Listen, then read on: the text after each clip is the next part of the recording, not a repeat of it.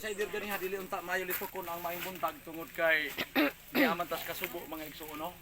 Pero abi ninyo nganong litukon ning maayong buntag tungod kay bisan dinis kamatayon dunay maayo igsoon loyo ni ining kasub-anan.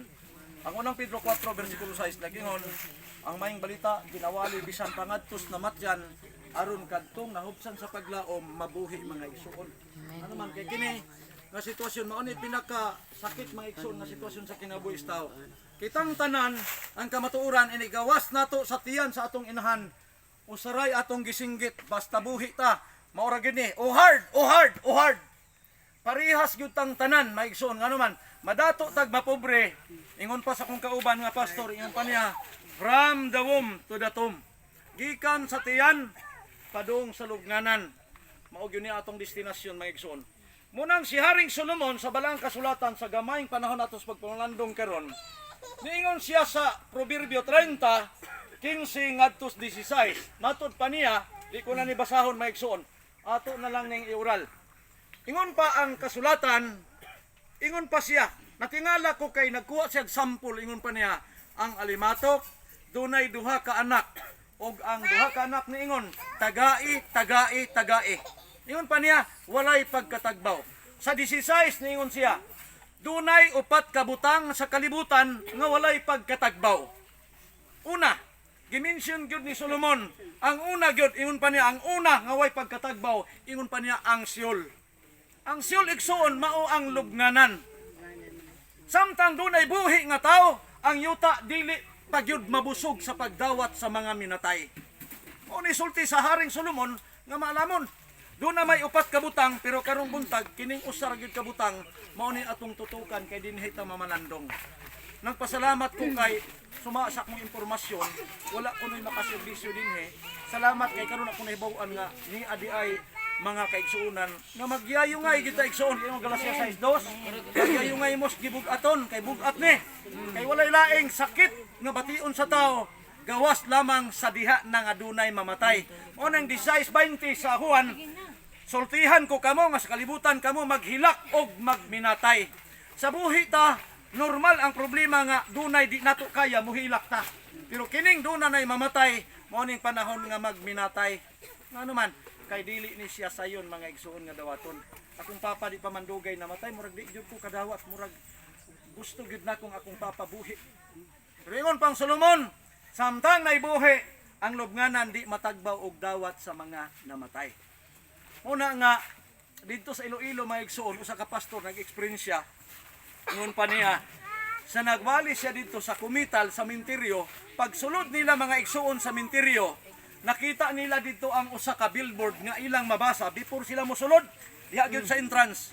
Ang gisulat dito mga igsuon kay Lungguman nag-ingon dito sa mabasa nimo nag-ingon kami subong maura gito nga pulong ilang gibasa igsoon dayong sulod nila ngadto sa Minteryo. Ang programa sa Kumital na human nang gawas sila.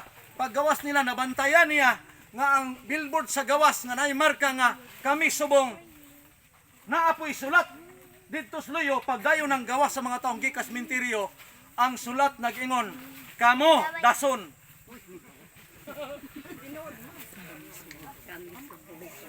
Pagsulod pa lang nabasa ni angkon ang mga nangamatay nga kami subong. Pagpanggawas mga buhi gibalitad nga igsoon kamo dason. Ingon ang namatay kami karon apan kamoy sunod. Bisan asa ko nagserbisyo mga igsoon og namatyan pangutan ako kinsa may mopataas inyong kamot nga mosunod ini. Wa gyud ni pataas. Nga naman, kay bisan Salmista David 39:4 sa Salmo, yun pa niya, Ginoo, pahibal ako kung kanus ako mamatay. Wa gyud sa gituganan. Only sa Bible mga igsuon ang gipahibalo sa Dios. Si Hezekiah ra gyud ang hari. Gisugo si Isaias 38:1-5 sa Isaias, gisugo sa Dios Isaias adto si Ezekias ingna nga mamatay na siya karong adlaw.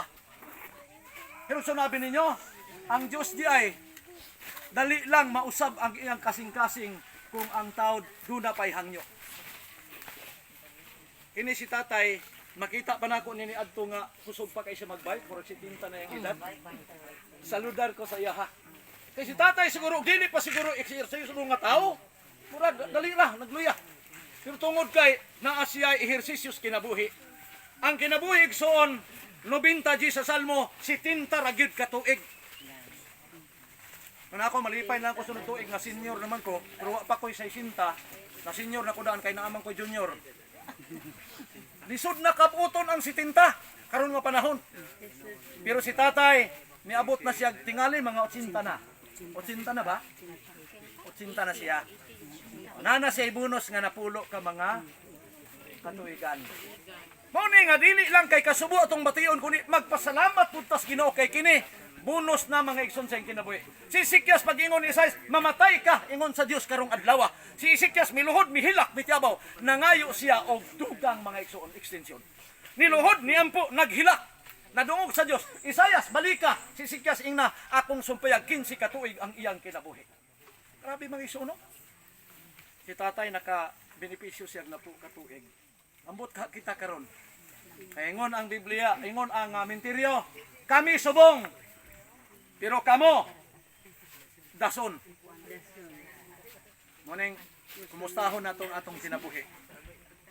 Ingon si Job mga igsoon, ining kabuntagon sa bulawanong panahon. Sa 30:23 sa Job, miingon siya, kay ako nasayod nga ako imong dalhon, yan ang dapit nga alang sa tanang mga buhi. Wa pud niya giklaro kung unsa ni. Pero diri sa iyang sinulat sa chapter 17 before siya bisulti sa 30:23, iyang gisulti mga hinigugmang mga igsuon. Ingon dinhi sa bersikulo 1 sa Job chapter 17. Nagingon, ang akong espiritu naluya na. Muna nga moabot na ganit tag 60, magpadung na ganit tas unahan, atong espiritu murag luya na gyud.